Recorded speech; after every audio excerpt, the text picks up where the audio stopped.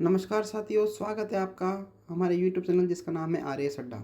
साथियों, आज हम अपना स्टेट पॉलिटिक की क्विक रिवीजन सीरीज़ के अंदर दूसरा वीडियो लेकर आए हैं और हमने पहला वीडियो आरपीएससी का बना दिया है। उस वीडियो को आप देख सकते हैं हमारे वीडियो सेक्शंस में जाके। ये वीडियो सिर्फ उनके लिए है जिन्होंने एक ना एक बार स्टेट पॉलिटी को पढ़ा हुआ है, जिसे हम कहते हैं क्विक रिवीजन। मतलब 10 मिनट के अंदर या 15 मिनट के अंदर एक वीडियो ख़त्म होगा जिसमें आपको चीज़ें जल्दी से जल्दी विद फैक्ट्स आपको रिकॉल कराई जाएंगी। तो साथियों, स्टार्ट करते हैं आज हमारा दूसरा लेक्चर जिसका नाम है स्टेट इलेक्शन कमीशन।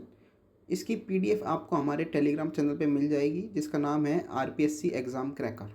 आप सर्च कर सकते हैं और आपको वो वीडियो वहाँ मिल जाएगा। तो चलिए साथी, स्टार्ट करते हैं स्टेट इलेक्शन कमीशन। देखिए, राज्य निर्वाचन आयोग जो है उसका उल्लेख जो था वो पहले मूल संविधान के अंदर नहीं था।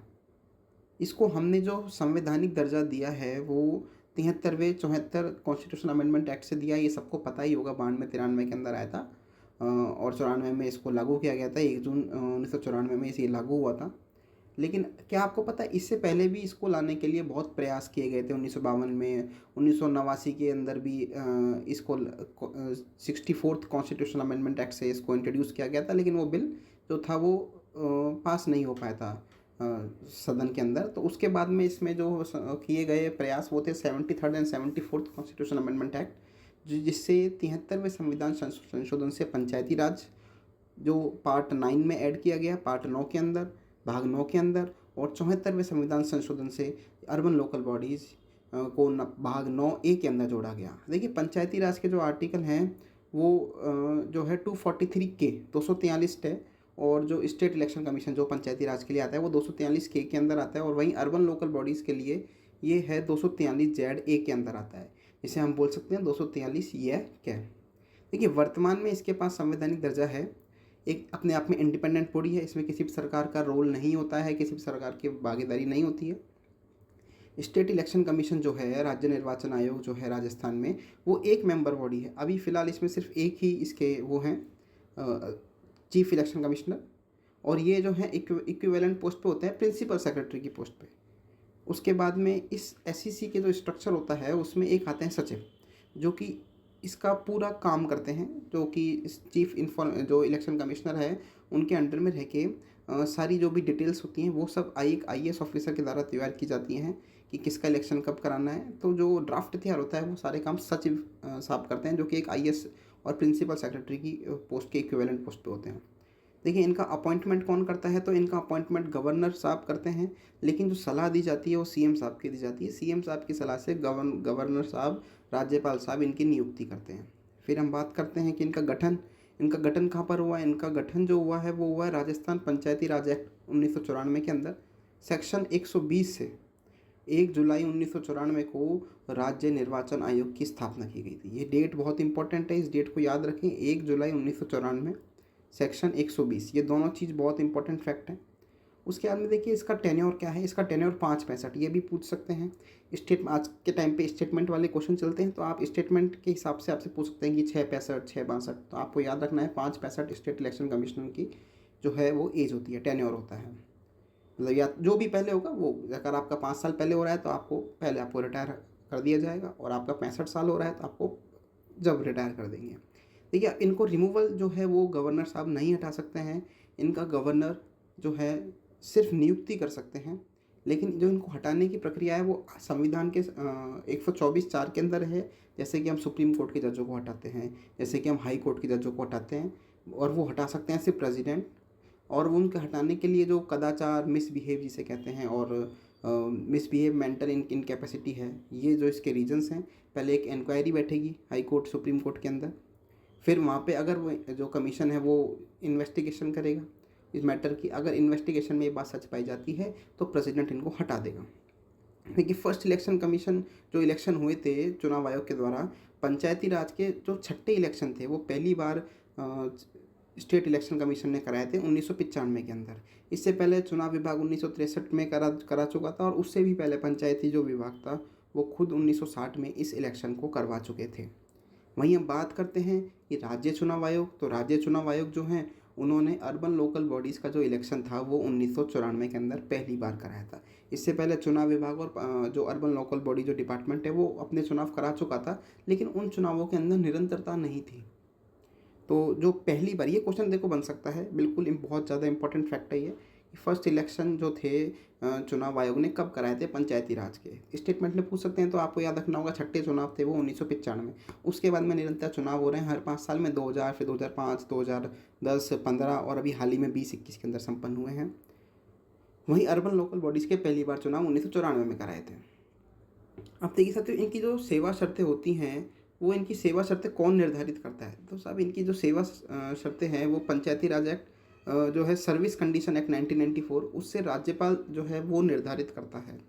इनके सैलरी और जो इनकी पेंशन्स होती हैं या फिर जो इनके भत्ते होते हैं वो राज्य की संचित निधि पर भारित होते हैं और कंसोलिडेटेड फंड ऑफ स्टेट हम जिसे कहते हैं उस पर ये भारित होते हैं। इनका सारा निर्वहन वहीं से होता है। अब देखिए ये बहुत ज़्यादा इंपॉर्टेंट क्वेश्चन है कि इसका स्ट्रक्चर क्या होता है। हमने देख लिया कि 1 मेंबर बॉडी है, लेकिन उसके अंडर में भी तो कुछ लोग काम करते होंगे ना, कि डिस्ट्रिक्ट लेवल पे जो है, अपने ब्लॉक लेवल पे, अपने पंचायती राज के लेवल पे और अपने ज़िले लेवल पे। तो देखिए सबसे पहले जो इसमें एक चीफ इलेक्शन कमिश्नर आते हैं जिसे कहते हैं हम राज्य निर्वाचन आयुक्त। उसके अंडर में सचिव आते हैं जो कि हमने बता दिया आपको, प्रिंसिपल सेक्रेटरी लेवल की पोस्ट के होते हैं, एक IAS ऑफिसर है, इनके इक्विवेलेंट होते हैं। फिर आते हैं इसमें उप सचिव होते हैं जिसे हम क्या कह सकते हैं SDO। एक उप सचिव होते हैं, ये भी एक IAS ऑफिसर होते हैं। फिर जिला निर्वाचन अधिकारी जो एक डिस्ट्रिक्ट लेवल पे जितनी भी इलेक्शन रिलेटेड गतिविधियां हैं उनको जो मेंटेन करते हैं उसे कहते हैं जिला निर्वाचन अधिकारी। वो होते हैं हमारे DM साहब, जो कि हम जिसे कह सकते हैं कलेक्टर जिसे कहते हैं, डिस्ट्रिक्ट मजिस्ट्रेट जिसे कहते हैं। एक होते हैं डिस्ट्रिक्ट रजिस्ट्रेशन अधिकारी, जिला पंजीयन अधिकारी, ये भी हमारे एक IAS ऑफिसर होते हैं और DM के इक्विवेलेंट पोस्ट के होते हैं, और बल्कि DM ही होते हैं ये।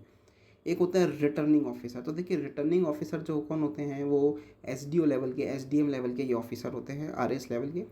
फिर एक होते हैं मतदान अधिकारी, इलेक्शन ऑफिसर, जो कि आपने देखा होगा हर एक इलेक्शन जो बूथ होता है वहाँ पे रहते हैं, जिसे हम उनके अंडर में बूथ लेवल ऑफिसर भी होता है, BLO जिसे कहते हैं, जिनकी नियुक्ति जो है एक RS के द्वारा की जाती है। वहीं हम बात करते हैं चीफ इलेक्टोरल जो ऑफिस होता है, एक मुख्य निर्वाचक जो अधिकारी का जो ऑफिस होता है, उसकी नियुक्ति कौन करता है? उसकी नियुक्ति स्टेट गवर्नमेंट करती है, राज्य सरकार करती है।